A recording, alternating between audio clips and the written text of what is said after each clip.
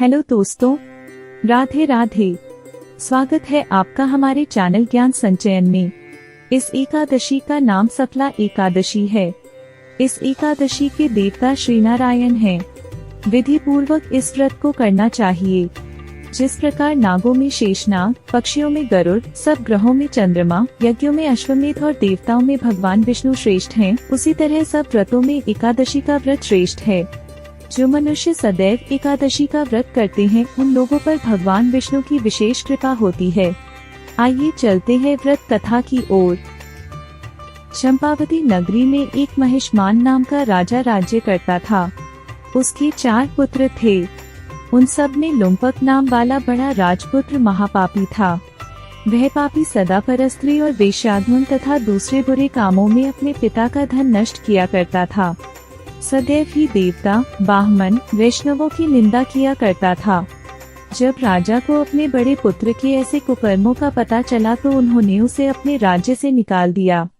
तब वह विचारने लगा कि कहाँ जाऊं, क्या करूं। अंत में उसने चोरी करने का निश्चय किया।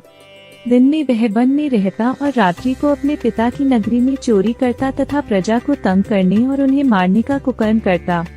कुछ समय पश्चात सारी नगरी भयभीत हो गई। वह वन में रहकर पशु आदि को मारकर खाने लगा। नागरिक और राज्य के कर्मचारी उसे पकड़ लेते, किंतु राजा के भय से छोड़ देते। वन में एक अति प्राचीन विशाल पीपल का वृक्ष था। लोग उसकी भगवान के समान पूजा करते थे। उसी वृक्ष के नीचे वह महापापी लुम्पक रहा करता था। इस वन को लोग देवताओं की क्रीड़ा स्थली मानते थे। कुछ समय पश्चात पौष कृष्ण पक्ष की दशमी के दिन वह वस्त्रहीन होने के कारण शीत के चलते सारी रात्रि सो नहीं सका। उसके हाथ पैर अकड़ गए। सूर्योदय होते होते वह मूर्छित हो गया।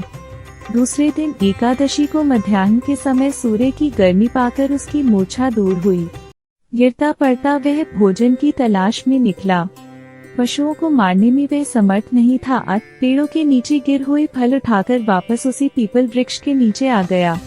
उस समय तक भगवान सूर्य अस्त हो चुके थे। वृक्ष के नीचे फल रखकर कहने लगा, हे भगवान, अब आपके ही अर्पण है ये फल, आप ही तृप्त हो जाइए। उस रात्रि को दुख के कारण रात्रि को भी नींद नहीं आई।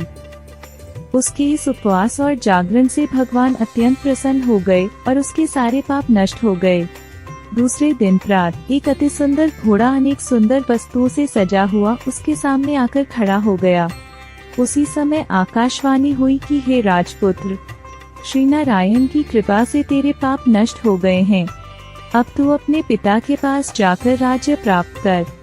ऐसी वाणी सुनकर वह अत्यंत प्रसन्न हुआ और दिव्य वस्त्र धारण करके भगवान आपकी जय हो कहकर अपने पिता के पास गया। उसके पिता ने प्रसन्न होकर उसे समस्त राज्य का भार सौंप दिया और स्वयं वन के रास्ते चल दिए। अब लुम्पक शास्त्रानुसार राज्य करने लगा। उसकी स्त्री, पुत्र आदि सारा कुटुंब भगवान नारायण का परम भक्त हो गया।